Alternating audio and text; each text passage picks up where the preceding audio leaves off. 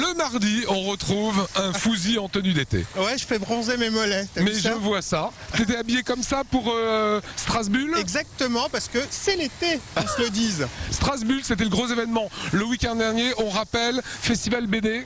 Festival BD, l'un des 5 grands festivals de BD en France. C'est organisé depuis 4 ans et c'est un festival très particulier parce que c'est un festival qui met l'accent sur la relation entre les gens qui viennent faire dédicacer des livres ou pas, et les dessinateurs. On peut discuter, on peut passer une très bonne journée là-bas.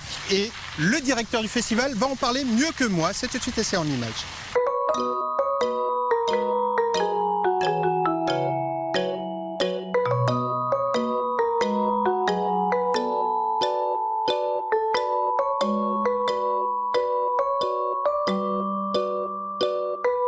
Alors nous, on est vraiment parti dans l'idée que ce festival, justement, puisse être un lieu de rencontre entre les lecteurs de bande dessinée ou même les gens qui ne connaissent pas la bande dessinée, et les dessinateurs, les scénaristes, les coloristes, ceux qui font la bande dessinée.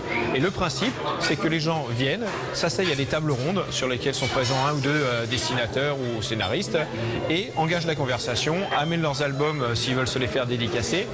La vraie idée quand même, c'est justement qu'il y ait une rencontre entre un lecteur et un auteur. Le festival Strasbourg est un festival qui fonctionne uniquement sur la base du bénévolat. C'est-à-dire que c'est l'association Alsace Bande Dessinée qui a été créée donc il y a maintenant 4 ans, organise ce festival. Tous les membres sont bénévoles et on essaye de faire ça pour que les budgets et les tarifs d'entrée restent les plus bas possibles. Alors Strasbourg a déjà une tradition ancrée autour de la bande dessinée qui est très forte avec l'École supérieure des arts décoratifs.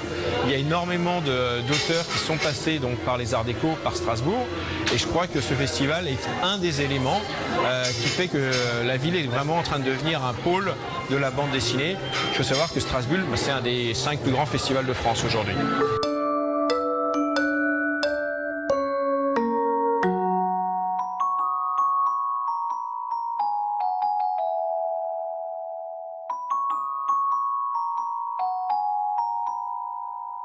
Alors en fait, c'est un petit peu le Angoulême de Strasbourg, quoi.